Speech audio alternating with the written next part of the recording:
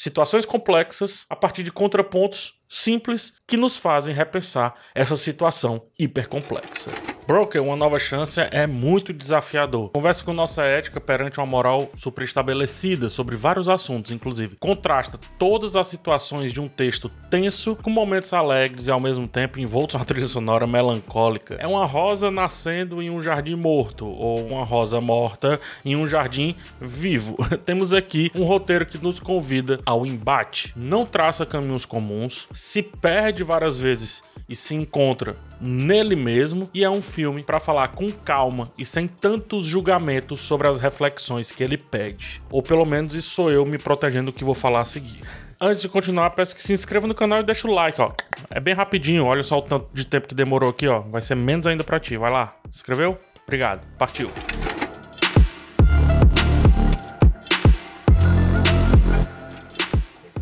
A gente parte do princípio da nossa dupla de protagonistas, que é inicialmente colocada como sórdida. Eles pegam crianças deixadas em caixas, crianças que iriam para um orfanato, interceptam esse processo e negociam os bebês com famílias que, por algum motivo, não conseguem adotar legalmente. Partimos também do princípio de pensar negativamente sobre essa mãe que desiste da sua cria. O roteiro rapidamente nos ativa conceitos morais para pensarmos toda a situação macro a partir desse começo. Somos apresentados então às investigadoras que, por sua vez, se a gente pensar de maneira basal, são o lado do bem da história. Ora, se nos foram apresentados agora os maléficos, os vilões, é o momento de trazer os antagonistas, e nesse caso os antagonistas são os heróis. É mais ou menos isso que acontece, mas também não é bem por aí.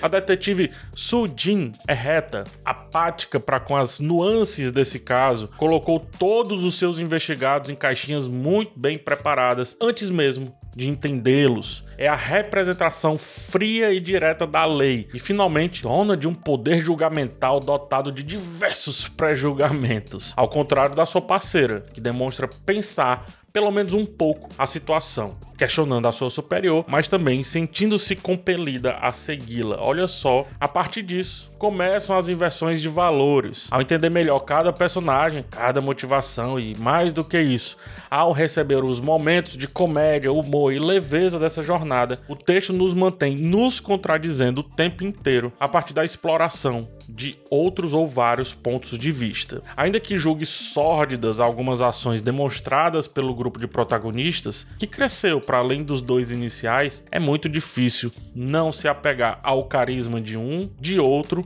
bem como também às boas relações criadas entre eles, aos momentos que, por mais que um violão meloso e nostálgico peça melancolia, eu teimo em viver a contemplação do que está acontecendo. É isso que eu quero falar quando o filme se perde e se encontra, né? Se reencontra nele mesmo. É como ele lida com os contrastes, sobretudo ao tratar os pequenos assuntos. E aí o diretor desenha um filme que monta determinada situação e, em seguida, remonta essa situação em contrapontos diversos. Para ilustrar essa estrutura, eu uso como exemplo a pintura A Liberdade Guiando o Povo, do Delacroix, né? Saindo um pouco do filme, mas bem rapidinho. É uma pintura muito famosa, onde o artista representa a figura alegórica da liberdade, liderando uma multidão em um levante popular durante a Revolução Francesa. Isso que eu descrevi agora é o ponto, é o que eu chamo de o ponto aqui no filme, tá? É uma mulher, a liberdade, guiando a multidão. Esse é o ponto. O contraponto é a forma como Delacroix representa a liberdade como uma figura feminina com um peito desnudo, um dos peitos desnudo, e aí também segurando uma bandeira e um mosquete, enquanto lidera a multidão composta essencialmente por homens vestidos. Perceba que o contraponto da mulher desnuda é o que fará você necessariamente olhar essa obra e parar para refletir, que seja por 2 segundos. Seja a favor ou contra, não é isso que eu quero dizer. Você vai ou pensar do ponto de vista da mulher, dos homens, ou da moral, ou dos bons costumes, ou das escolhas, quer que seja. Seja até se essa mulher é uma mulher de fato, ou se ela é o espírito da liberdade e nem tem mulher no quadro de maneira alguma. Perceba como um detalhe de contraponto, um detalhe que não tem nada de mísero, gera toda a controvérsia necessária para a arte começar a acontecer de fato. E isso é feito direto aqui em Broker. O Hirosako Koreeda, diretor aí também do Assunto de Família, né? Filme que eu Adoro já havia feito isso nesse filme. Ele trata, por exemplo, lá de uma família que, desde cedo, ensina as crianças a roubar para sobreviver, bem como também roubam, aqui entre aspas, uma criança. Então, dessa forma, os pontos apresentados aqui, para voltar ao filme, majoritariamente são 3: adoção, família e esperança. E todos eles terão vários contrapontos dispostos e confrontando o basal, né? Ou seja, a moral de cada um ao longo dessa história, questionando, portanto, a moral do ponto de vista dos indivíduos face à moral do grupo que é formado. E daí começa uma viagem e Broker vira um típico road movie, né? Como chama.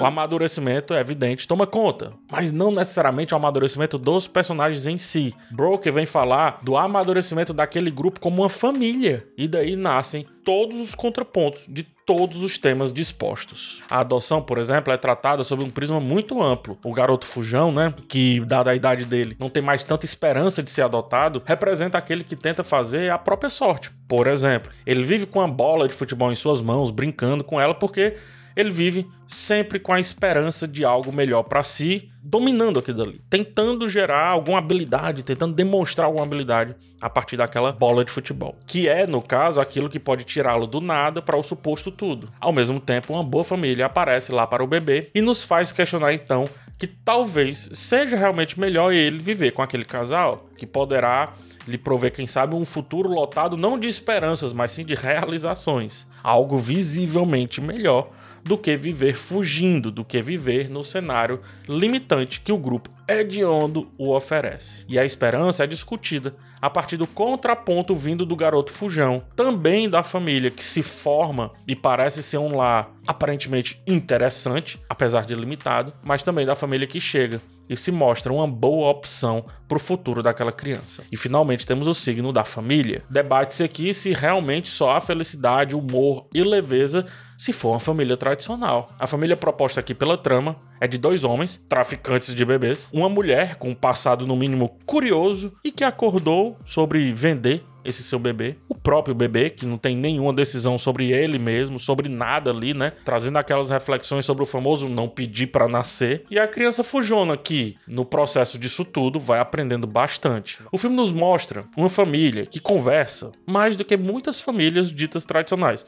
Lembrando, é uma família, entre aspas, disfuncional. Tá? Eles praticamente, nessas conversas, contam todos os seus segredos e não são julgados por eles. Algumas vezes, inclusive, são abraçados, contemplados, ajudados. Afinal, quem pode pagar de santo dentro daquele contexto? So-young, né, em uma cena muito singela, que protagonizada, ou dividida, melhor dizendo, com o Dong-soo, fala sobre um sonho que ela tem muito frequentemente. Ela sonha que uma chuva lava tudo, mas que quando acorda dentro do sonho ainda permanece chovendo, como se nada tivesse mudado muito. E ele resolve a situação dizendo que é só ela usar um guarda-chuva para seguir nessa chuva. A chuva, enquanto símbolo de purificação e renovação, permeia o sonho da So-young, criando a sensação de esperança de que todas as dificuldades e sofrimentos possam ser lavados, esquecidos, ou seja, ela tem um peso aí que ela vem carregando e que ela quer lavar, se lavar, esconder. No entanto, ao despertar e perceber que a chuva continua a cair, a realidade se impõe. Afinal, So-young, ela está aprendendo o que é a vida adulta. Ela é muito jovem, ela está aprendendo o que é a vida adulta. E é isso, né? Achar que as coisas vão ser lavadas ou levadas por algo externo, esqueça. Quando Dong-soo traz a ideia do guarda-chuva, ele demonstra que situações complexas podem ter uma solução prática, muito simples, muito acessível. E, óbvio, a maturidade vai ser percebida por aquela que não tinha mais nenhuma solução diante daquele problema. Isso é uma alegoria para o filme inteiro. Situações complexas a partir de contrapontos simples que nos fazem repensar essa situação hipercomplexa. Esse diálogo vem no momento que a gente descobre mais sobre o Dong-soo, como ele também é um fruto das 3 temáticas do filme. Todas as 3 temáticas do filme passam por ele. O grupo que foi montado para dar fim fim àquele negócio da criança, agora, inclusive, começa a ser visto como uma família. Dormem juntos, fazem refeição juntos, tentam pensar as questões juntos após discuti-las e muitas outras ações indiretas que famílias organizadas fazem naturalmente ou muitas vezes não fazem. É a partir daqui também que So-young começa a mudar a sua visão para com os dois traficantes da sua criança, para com seu filho também e talvez para consigo mesma, como o filme vai mostrando. O violão, muito engraçado, essa trilha sonora. Teima em nos pedir cautela. Teima em nos pedir introspecção. Entretanto, quanto mais a jornada avança, mais fica evidente que talvez, apenas talvez, o não convencional pode ser motivo de esperança também. O problema é que a realidade ela pune. Por quê? Diferente dos sonhos, a realidade é pragmática, é material. Ela é o que é e pronto. Ou não. Não, eu sim.